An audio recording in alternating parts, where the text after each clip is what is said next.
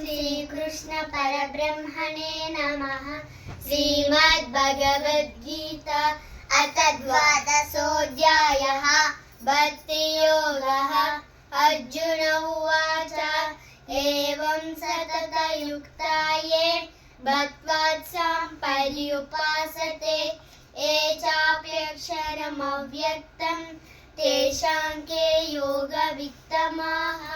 श्रीभगवानुवाच मय्यावेशमनो ये मां नित्ययुक्ता उपासते श्रद्धया परयोपेता ते मे युक्ततमा मताः।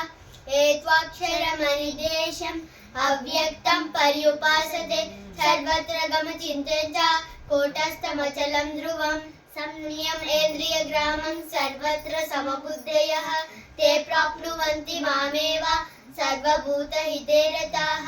क्लेशोऽधिकतरस्तेषाम् अव्यक्तसक्तचेतसाम् अव्यक्त हि गतिर्दुर्गम् देहवद्भिरवाप्यते ते तु सर्वाणि कर्माणि मयि सन्न्यस्य मत्पराः अनन्येनैव योगेन मां ध्यायन्त उपासते तेषामहं समुद्धर्ता मृत्युसंसारसागरात् भवामि न चिरात् पार्थ। मय्यावेशितचेतसां मय्येवामनादत्व मयि बुद्धिं निवेशय निवसिष्यसि मय्येव अत ऊर्ध्वं न संशयः। अथ चित्तं समादातुं न शक्नोषि मयि स्थिरम् अभ्यासयोगेन ततो मामिच्छाप्तुं धनञ्जय। अभ्यासेऽप्यसमर्थोऽसि मत्कर्म परमो भव मदर्थमपि कर्माणि कुर्वन् सिद्धिमवाप्स्यसि। अदैतदप्यशक्तोऽसि कर्तुं मद्योगमाश्रितः सर्वकर्मफलत्यागं ततः कुरु यतात्मवान्। श्रेयो हि ज्ञानमभ्यासात् ज्ञानं विशिष्यते ध्यानात् कर्मफलत्यागं त्यागात् शान्तिरनन्तरम्।